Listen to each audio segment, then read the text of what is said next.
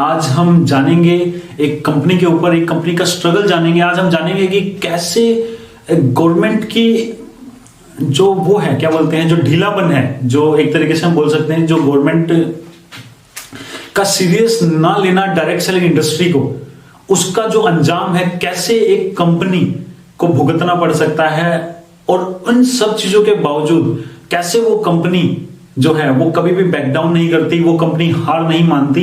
वो कंपनी का सब कुछ लुट जाने के बावजूद भी वो कंपनी बोलती है कि मेरा सब कुछ भी लुट गया, लेकिन मैं उसके जो लोग थे वो उसके साथ जुड़े रहे, जिसकी वजह से उसने सब कुछ दोबारा पा लिया और आज वो कंपनी दोबारा से स्टैंड हो रही है। तो दोस्तों, ऐसी एक कंपनी की बात करेंगे, ऐसी करेजियस कंपनी के ऊपर आज हम बात करेंगे। क्योंकि आपको पता है हमारे साथ प्रॉब्लम क्या है कि हम डायरेक्ट सेलिंग इंडस्ट्री के अंदर तो काम कर रहे हैं, अलग अलग कंपनियों के अंदर, सबकी अलग यार हजारों कंपनियां हैं। मैं ये नहीं कह रहा कि मैं क्या बोलते हैं इस कंपनी जिसका हम रिव्यू करेंगे, मैं कह रहा हूं ये अच्छी, मैं कह रहा हूं हजारों कंपनियां हैं जो अच्छी कंपनी है, जिनमें लोग काम कर रहे हैं, और उन कंपनी में लोग काम जो कर रहे हैं उनको भी नहीं पता कि यार क्या हुआ है, हमारे किन लोगों का त्याग, किन लोगों का बलिदान, मैं एक तरीके से बोलना चाहूंगा कि किन लोगों ने अपना सब कुछ लगा दिया सो डैट कि इस इंडस्ट्री में जितने भी लोग हैं उनका फायदा हो सके। गवर्नमेंट अपने दिमाग खोले, गवर्नमेंट इस इंडस्ट्री को जाने, इस इंडस्ट्री के लिए लॉ लेके आए, इस इंडस्ट्री के लिए गाइडलाइंस लेके आए, तो वो कंपनी उसका स्ट्रगल जानेंगे पूरा का पूरा कि कैसे किया उस कंपनी ने ये सब कुछ। तो दोस्तों, जिस कंपनी की मैं बात कर रहा हूं उसके बारे में हर डायरेक्ट सेलर को पता होना चाहिए कि यार क्या है उस कंपनी की स्टोरी। और ये जरूरी इसलिए है दोस्तों, अगर मैं आपके सामने बताना चाहूं कि क्यों मैं इस कंपनी के ऊपर वीडियो बना रहा हूं, क्योंकि मैं बहुत बार अपने कमेंट सेक्शन में देखता हूं कि लोग मेरे से पूछते हैं सर आरसीएम का रिव्यू करो, सर आरसीएम के बारे में बताओ, और नीचे बहुत सारे लोग जिनको क्या तो एजुकेशन नहीं है या वो गधे हैं, नीचे कमेंट लिखते हैं, अरे आरसीएम वो कंपनी जो भाग गई थी, अरे आरसीएम वो कंपनी ये तो पहले भी भाग चुकी है। हाँ, इस तरीके की जो फालतू की बातें करते हैं, जिनको नहीं पता एग्जैक्ट स्टोरी क्या है। तो मैं आज आप लोगों के साथ वो स्टोरी, वो एक कंपनी का अगर मैं बोलूं तो एक ये स्टोरी नहीं है एक्चुअल में, ये सिंपल स्टोरी नहीं है जो कंपनी की, जो मैं आपके साथ शेयर करने वाला हूं।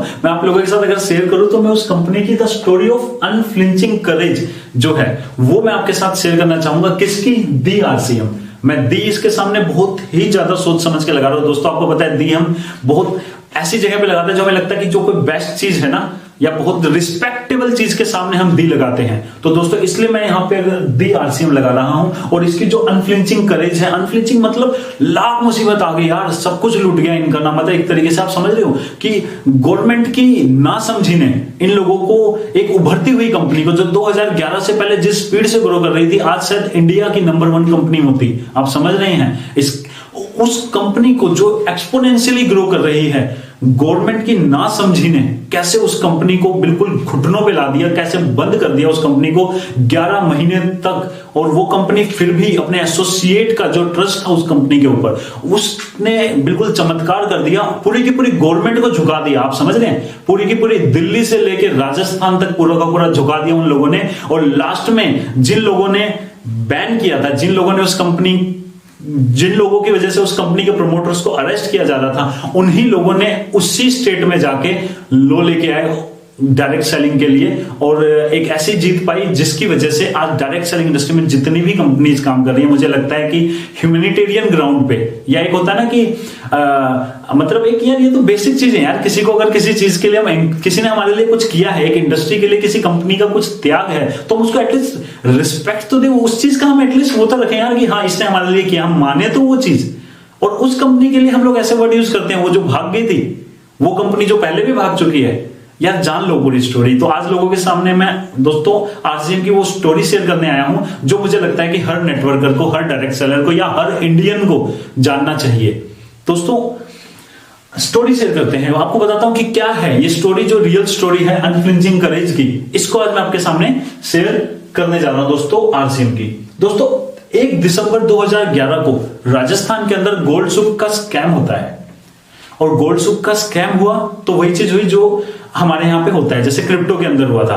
क्रिप्टो जुलाई में गवर्नमेंट ने बोला कि क्रिप्टो बैन कर दो, और सितंबर में अपने जो ऑफिसर्स हैं उनको बाहर भेज रही है सीख के आने के लिए कि अरे पता तो कर गया क्रिप्टो क्या होती है। मेरे भाई, जब तुम्हें पता ही नहीं है क्रिप्टो क्या होती है, तुमने क्रिप्टो बैन कर दी, जुलाई में बैन कर रहे हो, सितंबर में सीखने जा रहे हो। भाई पहले जुलाई में सीखने चले जाते ना पहले, सो डेट की जो जितने हमारे आज यंग स्टार्टअप्स, जितने हमारे ब्रिलियंट माइंड्स आज माल्टा में, मलेशिया में जाके चले गए हैं, अब उसकी वजह से हमारे देश का लॉस हुआ, हमारे देश का यूथ का हमारे कंट्री पे से विश्वास उठ के उन बेचारों को बाहर जाना पड़ा। आप समझ रहे हैं कि सेम चीज यहां पे हुई डायरेक्ट सेलिंग इंडस्ट्री के साथ। डायरेक्ट सेलिंग इंडस्ट्री के साथ क्या हुआ कि एक स्कैम हुआ, और आपको पता है हम एक चीज हमेशा से बोलते आए हैं कि every direct selling company is not a Ponzi scheme, but unfortunately every Ponzi scheme uses direct selling concept. मतलब हर डायरेक्ट सेलिंग कंपनी कोई स्कैम नहीं होती, कोई पोंजाई स्कैम नहीं होती, लेकिन हर पोंजाई स्कीम जो होती है वो डायरेक्ट सेलिंग कंसेप्ट को यूज करती है। यही दुर्भाग्य है इस इंडस्ट्री का। इसकी वजह से ये एक ब्यूटीफुल, एक पावरफुल इंडस्ट्री को इतना ज्यादा स्ट्रगल करना पड़ता है, इतना ज्यादा मतलब यहाँ पे जो प्रमोट करने में परेशानियां आती हैं वो इन सब चीजों की वजह से आती हैं। तो सेम चीज का एक लाइव एग्जांपल आज मैं आप लोगों के साथ शेयर करने वाला हूं दोस्तों। 1 दिसंबर 2011 को गोल्ड सूक का स्कैम हुआ। राजस्थान गवर्नमेंट ने बोला पकड़ो जितनी भी डायरेक्ट सेलिंग कंपनी है सबको पकड़ो, सबको अरेस्ट करो, सबको बंद करो। क्यों? क्योंकि स्कैम हुआ था। स्कैम और डायरेक्ट सेलिंग में क्या डिफरेंस होता है? इसके लिए इंडियन गवर्नमेंट के पास ना कोई लॉ था, लॉ तो आज भी नहीं है, ना कोई गाइडलाइन थी। जब कोई लॉ ही नहीं है, कोई गाइडलाइन ही नहीं है, तो एक चीज स्कैम है, एक चीज पावरफुल और ब्यूटीफुल कंसेप्ट है, दिखने में एक जैसे लग रहे हैं, तो पकड़ लो सालों को। समझ रहे हो? मतलब ये हरकत है पूरी की पूरी। आप 1 दिसंबर 2011 को स्कैम हुआ, 9 दिसंबर 2011 को आरसीएम के खिलाफ पुलिस एक्शन हो गया, लोगों को अरेस्ट करना स्टार्ट हुआ, प्रमोटर्स को अरेस्ट करना स्टार्ट हुआ, सब कुछ स्टार्ट हुआ किसके तहत? सुओ मोटो करके एक चीज होती है, एक कंसेप्ट सुओ मोटो लो, अगर आप पढ़ोगे आप इसके बारे में, तो दोस्तों सुओ मोटो क्या होता है? एक तरीके से पुलिस को अगर लगता है कि कोई कंप्लेंट नहीं होती, आप ध्यान से सोचिए कि किसी ने भी कोई कंप्लेंट नहीं की थी आरसीएम के अगेंस्ट। सिंपल क्या हुआ था, सुओ मोटो लॉ जो है हमारा, उसमें क्या होता है? On it's on motion. मतलब अगर पुलिस को लगता है किसी टाइम पे कोई स्कैम और पुलिस को लगता है कि इससे रिलेटेड काम कोई भी कंपनी कर रही है, वो उसको सिर्फ अपनी तरफ से बंद करना चाहे, चाहे कंप्लेंट ना हो, वो अपनी तरफ से एफआईआर करके उसको बंद कर सकती है। सुओ मोटो होता है कि यार हमें लग रहा है कि ये भी हो सकता है, चाहे कंप्लेंट नहीं आई है लेकिन हमें लग रहा है, तो उसके तहत इनको लगा स्कैम हुआ है गोल्ड सूक का। हमें लग रहा है जितने भी डायरेक्ट सेलिंग कंपनी है वो भी ऐसी ही होती हैं जो लीगल तरीके से काम कर रही हैं, और लीगल उस समय कुछ होता ही नहीं था क्योंकि ना गाइडलाइन थी ना लॉ था, तो क्या है, सबको पकड़ना शुरू कर दिया। 2011 9 दिसंबर को आरसीएम के पुलिस एक्शन हुआ, सबको पकड़ना बंद कर दिया। इसके बावजूद आप समझ रहे कंपनी रातों रात बंद करा दी गई, जिसमें हजारों लाखों लोगों का घर चल रहा है, जिसके थ्रू उन लोगों के ऊपर क्या बीती होगी। और सबसे बड़ी चीज, जिस कंपनी की कोई गलती नहीं, जिस कंपनी की कोई मिस्टेक नहीं, गवर्नमेंट की गलती की आज तक इस इंडस्ट्री के ऊपर लॉ नहीं लेके आई। गवर्नमेंट की गलती, गवर्नमेंट की मिस्टेक, गवर्नमेंट का इस इंडस्ट्री की तरफ एक जो नजरिया है, जो इसको हमेशा इग्नोर करने का नजरिया है, जो कि आने वाले टाइम में सबसे ज्यादा लोगों को जॉब देने, मतलब जॉब में नहीं बोलूंगा सॉरी, जो सबसे ज्यादा लोगों को रोजगार देने वाली है एक तरीके से। इस प्रोफेशन के थ्रू सबसे ज्यादा लोग एक आने वाले टाइम में क्या बोलते हैं, अर्न करेंगे। इस प्रोफेशन की तरफ जो एक नजरिया है ना गवर्नमेंट का, जो केयरलेस नजरिया है, इसका आप समझ सकते हैं कि क्या हुआ होगा। इसके बाद दोस्तों समझ रहे हो कि इस केयरलेस नजरिए की वजह से 9 दिसंबर को आरसीएम बंद करा दी गई। इसके एसोसिएट ने हार नहीं मानी। आप समझ रहे हैं, दिसंबर को बंद हुई, पूरा दिसंबर, पूरा जनवरी, पूरा फरवरी कंपनी में किसी को 1 रुपया नहीं आया, कंपनी बंद हो गई, किसी को किसी का कुछ नहीं पता, प्रमोटर भाग रहे हैं क्योंकि पुलिस उनको पकड़ रही है जबकि उनकी कोई गलती भी नहीं है। आप समझ रहे हैं। उसके बाद सारे के सारे लोगों ने, इन्होंने बोला नहीं, हार नहीं मानेंगे, हार बिल्कुल नहीं मानेंगे, गलत नहीं है। गलत वो कंपनी थी, लेकिन वो कंपनी और एक डायरेक्ट सेलिंग कंपनी में जमीन आसमान का फर्क होता है। गलती नहीं मानेंगे, खड़े रहेंगे, डटे रहेंगे और लास्ट तक लड़ेंगे जब तक गवर्नमेंट अपने घुटनों पे ना आ जाए। जैसे गवर्नमेंट इस कंपनी को अपने घुटनों पे लेके आ गई ना, इन्होंने बोला कि एक घुटना जमीन पे था, तो इन्होंने बोला कि भाई हम अपना एक घुटना जमीन से उठाएंगे और खड़े होंगे। जैसे जैसे हमारा एक घुटना ऊपर उठेगा, गवर्नमेंट का एक घुटना नीचे गिरा देंगे। लेकिन हम अपने आप को, जिसने हमें गिराया है, हम उसको गिरा के गाइडलाइन जरूर लाएंगे। हम इस कंपनी को जरूर शुरुआत कराएंगे, दोबारा से जरूर इसको मतलब एक तरीके से स्टार्ट करवा के छोड़ेंगे। तो दोस्तों देख रहे हो, 2, 3 और 4 मार्च को 3 दिन तक इन लोगों ने जंतर मंतर पे अपना पूरा का पूरा धरना दिया। फिर जंतर मंतर पे इन लोगों को बोला गया कि जंतर मंतर पे धरना देना इतना ज्यादा अलाउ नहीं होता था, फिर भी ये लोग 3 दिन तक डटे रहे वहां पे। उसके बाद इन लोगों ने क्या किया कि रामलीला मैदान में, जब जंतर मंतर में इनकी बात नहीं बनी, किसी ने नहीं सुनी, उसके बाद क्या किया गया, 16, 17 और 18 मार्च को फिर से ये लोग मिले। फिर से 10,000 से भी ज्यादा लोग रामलीला मैदान में 3 दिन तक, फुटपाथ जो है ना रामलीला मैदान का, आप इसको गूगल करना, आपको पता लगेगा स्टोरी कि रामलीला मैदान के अंदर नहीं घुसने दिया गया, परमिशन नहीं मिली। तो रामलीला मैदान के चारों तरफ 10,000 से ज्यादा लोग वहीं पे रहे, वहीं पे सोए, वहीं पे खाना खाया। लेकिन ये सारे के सारे 3 दिन तक रामलीला मैदान के वहां 10,000 से ज्यादा आरसीएम के कार्यकर्ता, आरसीएम के प्रमोटर डटे रहे। और आप सोच रहे हो ये वो लोग हैं जिनको 4 महीने से पैसा नहीं मिला, जिनकी कंपनी बंद हो गई। इन्होंने कंपनी को नहीं छोड़ा, इन्होंने डायरेक्ट सेलिंग इंडस्ट्री को गालियां नहीं दी, क्योंकि गालियां देने वाले उस समय जो लोग थे वो आज भी कुछ नहीं कर पाए। आप समझ रहे, वो आज भी गालियां ही दे रहे हैं। इन्होंने बोला कि नहीं, कोई चीज अगर गवर्नमेंट गलत कर रही है, कुछ चीज हो रही है, तो हम उसके खिलाफ एक्शन लेंगे, हम डटे रहेंगे, हम लड़ते रहेंगे, हम ना कंपनी को ब्लेम करेंगे, हम, क्योंकि कंपनी की गलती ही नहीं है। इन्होंने कंपनी के साथ जुड़े रहे, कंपनी के साथ डटे रहे। और इन्होंने बोला कि ये इंडस्ट्री को चाहे गवर्नमेंट इस समय सपोर्ट ना कर रही हो, नॉर्मल लोग तो करते ही नहीं थे। आपको पता है आज के डेट में भी 90% लोगों के अंदर बहुत नेगेटिविटी थी इस इंडस्ट्री को लेके, क्योंकि उस समय ये सब स्कैम हो रहा था। तो इस स्कैम की वजह से जनरल लोगों ने भी एक धारणा बना ली कि डायरेक्ट सेलिंग इंडस्ट्री मतलब स्कैम, गवर्नमेंट ने भी धारणा बना ली डायरेक्ट सेलिंग इंडस्ट्री मतलब स्कैम। बट ये लोग डटे रहे। इन लोगों ने बोला नहीं, ऐसा नहीं होने देंगे हम मतलब कुछ भी हो जाए। मैंने बताया ना कि हमारा अगर एक पैर घुटना, अगर इन्होंने जमीन में, गवर्नमेंट की गलती से हमारा एक घुटना जमीन में टिका है, तो अपना जब उठेंगे, अपना पैर को उठाएंगे, तो साथ साथ गवर्नमेंट का एक घुटना भी जमीन में टच करवाएंगे। गलती उनकी है, हमारी नहीं है, हम नहीं सहेंगे। गवर्नमेंट अगर अपने आप को एजुकेट नहीं कर सकती टाइम टू टाइम, अपना सिस्टम अपग्रेड नहीं कर सकती, अपने ऑफिसर्स को एजुकेट नहीं कर सकती, तो वो उनकी गलती है, हमारी गलती नहीं है। और उससे हम सफर नहीं करेंगे।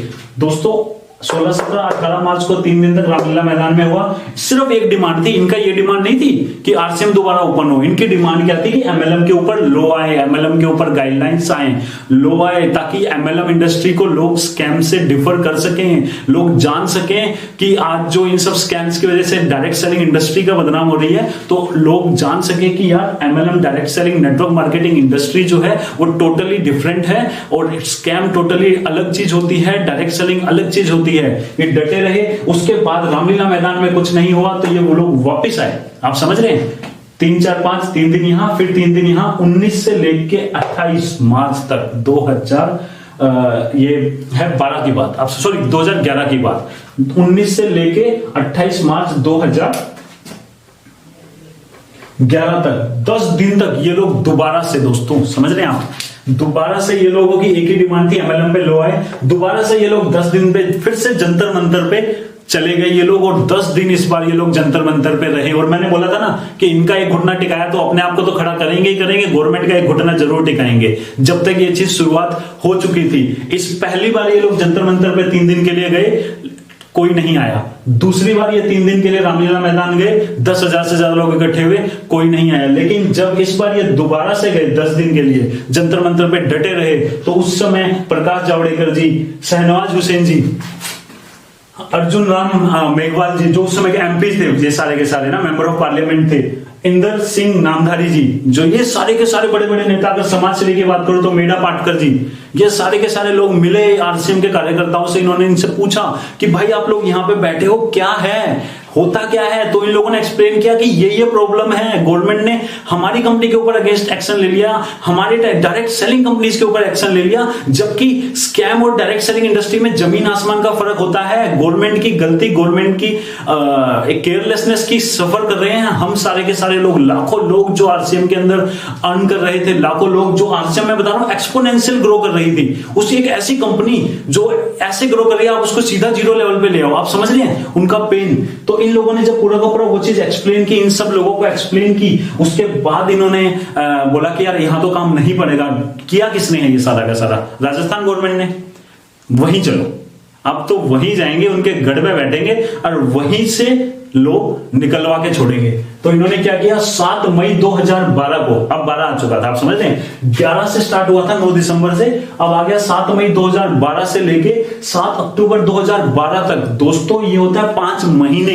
5 महीने इन लोगों ने उद्योग मैदान जयपुर के अंदर, आप समझ रहे हैं, 5000 से ज्यादा आरसीएम के प्रमोटर 5 महीने तक, आप सोच रहे हो कि 5000 से ज्यादा आरसीएम के प्रमोटर एक मैदान में डटे रहे। कई लोगों ने अनशन कर रखा था, कई लोगों ने अपनी आंखों पे पट्टी बांध ली इतने दिनों तक कि जब तक आंखों से पट्टी नहीं निकालेंगे, जब तक गवर्नमेंट गाइडलाइन नहीं लाएगी। तो इस तरीके का माहौल, 5000 से ज्यादा लोग वहां पे बैठे हुए, और एक ही डिमांड है कि इंडस्ट्री के लिए लो लेके आओ। तो कंपनी की डिमांड क्या थी, इंडस्ट्री के लिए लो लेके आओ, क्योंकि लो की बहुत ज्यादा जरूरत थी, सो डेट कि ऐसी चीज दोबारा ना हो। इस कंपनी के जो आप समझ रहे कि पेन के अंदर भी इंडस्ट्री के लिए सोच रही है कि हमारे लिए यार हमने जो सहा वो तो ठीक है, बट मतलब लो तो आए, सो डेट किसी और कंपनी को या हमारे को मतलब ये सब चीज दोबारा ना सहनी पड़े, एक लो लेके आए ये लोग। तो दोस्तों फिर इनसे अशोक गहलोत जी मिले, उस समय के जो वहां के सीएम थे, दोबारा इनसे मिले कि यार ठीक है क्या हुआ बताओ। तो इन्होंने बोला सर यही हुआ कि एक घुटना हमारा नीचे टिका दिया था और अब हम अपना घुटना उठाएंगे, कैसे भी हो जाए हम अपना नीचे टिकने नहीं देंगे अपनी कंपनी को। दोनों घुटने नहीं टिकने देंगे सर, क्योंकि दोनों घुटने तब टिकते हैं जब प्रमोटर भी हट जाए, सब हट जाए, तो वो नहीं होने देंगे सर हम लोग। आपकी गलती से हम बहुत सह चुके, लेकिन हम हार नहीं मानेंगे क्योंकि हम सही हैं। डायरेक्ट सेलिंग इंडस्ट्री सही इंडस्ट्री है, एक पावरफुल, एक ब्यूटीफुल इंडस्ट्री है। इस इंडस्ट्री को बिना सोचे समझे आपने एक ऐसा एक्शन कैसे ले लिया। 5 महीने के बाद आप दोस्तों समझ रहे उद्योग मैदान में इनका क्या स्ट्रगल रहा होगा इस कंपनी का। उसके बाद अशोक गहलोत जी ने 5 अक्टूबर 2012 को राजस्थान गवर्नमेंट ने गाइडलाइन इशू की। Rajasthan government issued guidelines. आप समझ रहे हैं कि स्टोरी देखो अपना कहां से स्टार्ट हो रही है, पूरे के पूरे 11 महीने। आप समझ रहे हैं कि 1 दिसंबर 2011 से लेकर 5 अक्टूबर 2012 तक अप्रोक्सीमेटली 11 महीने का स्ट्रगल। 11 महीने तक लोगों के पास पैसा नहीं आया, लोगों का घर नहीं चल रहा है, लोग लेकिन डटे हुए हैं अपनी कंपनी के साथ, और लोग कह रहे हैं कि मतलब नहीं गिरने देंगे अपनी कंपनी को दोबारा से उठा के छोड़ेंगे। और इस समय क्या हुआ, अब आप समझ रहे हो, इस समय क्या हुआ कि इस कंपनी की वजह से, ये सारे के सारे स्ट्रगल की वजह से 2012 को 5 अक्टूबर को राजस्थान गवर्नमेंट फर्स्ट टाइम अपनी गाइडलाइन इशू करती है, और कंपनी 7 तारीख को वहां पे धरना खत्म करती है, और 8 तारीख से कंपनी अपने ऑपरेशन स्टार्ट करती है। तो दोस्तों आप समझ रहे हैं, ये है इसकी करेज। और इसलिए मैं बोलता हूं कि दी आरसीएम कि दोस्तों स्टोरी ऑफ अनफ्लिंचिंग करेज, कि हमें जानना चाहिए यार, हम किसी भी इंडस्ट्री में हो, किसी भी कंपनी में काम कर रहे हो यार, जानो तो किसी को, सो डेट कि हमें पता तो हो, हम तभी तो एजुकेटेड कहलाएंगे। हम इंडस्ट्री के बारे में ये नहीं जानते कि यार किसका क्या रोल है इस इंडस्ट्री के अंदर, और हम लोग डायरेक्ट सेलिंग के अंदर काम कर रहे हैं, तो हमें पता होना चाहिए ये सारी की सारी चीजें। और आप खुद सोचो कि इकलौती ऐसी कंपनी, आप समझ रहे हैं, जो डटी रही, जिसकी वजह से लो आए 2012 के अंदर, और यही आगे जाके 2016 के अंदर फिर पूरे इंडिया लेवल पे लो लेके आया गया, मतलब गवर्नमेंट के द्वारा। तो दोस्तों ये पूरा का पूरा स्टोरी है कि 11 महीने ये कंपनी भागी नहीं थी। और मैं आपको एक चीज और बोल देता हूं, जो फालतू की बकवास करते हैं ना कि आरसीएम भाग गई थी, या ये वो कंपनी है जो एक बार भाग चुकी है पहले भी, उन लोगों के मैं बताना चाहूंगा कि इकलौती ऐसी कंपनी है जो खड़ी रही। यही एक ऐसी कंपनी है जो कभी नहीं भागी, जो मैदान छोड़ के भागी ही नहीं, जो सामने आ गई और बोला कि हम लड़ेंगे गवर्नमेंट से, और हम अपनी कंपनी को दोबारा उठाएंगे और गवर्नमेंट के घुटना नीचे टिका देंगे, लेकिन गाइडलाइन जरूर लेके आएंगे। और ये गाइडलाइन लाना ना दोस्तों, यही था इस कंपनी की अचीवमेंट, इस इंडस्ट्री के लिए इस कंपनी का जो ये योगदान था, ये योगदान हम लोगों को नहीं भूलना चाहिए। हम किसी भी कंपनी में काम कर रहे हो, हम या काम ना कर रहे हो, हम एज ए इंडियन ना, हम लोगों को इस कंपनी को हमेशा थैंक्स बोलना चाहिए कि यार इसका जो रोल है वो बहुत इंपॉर्टेंट है डायरेक्ट सेलिंग के लिए। डायरेक्ट सेलिंग के अंदर जो लोग हैं उस चीजों को, इस चीज को जरूर हमेशा अपने दिमाग में रखना चाहिए। तो दोस्तों आज का वीडियो यही था, आप लोगों के साथ मैं शेयर कर सकूं आरसीएम की स्टोरी, और आपको बता सकूं कि कैसे अगर आप सही हैं और आपके लोग आपके साथ हैं, तो आपको चाहे आपके अगेंस्ट पूरा देश हो जाए, चाहे पूरे देश की गवर्नमेंट हो जाए, लेकिन अंत में जीत आपकी ही होगी, बशर्ते आप सही हो। तो दोस्तों थैंक यू। अगर आपको ये वीडियो अच्छी लगी तो इसे आप ज्यादा से ज्यादा शेयर कीजिएगा, सो डेट की आरसीएम की जो स्टोरी है वो हर इंडियन को पता लग सके। थैंक यू दोस्तों, बाय बाय।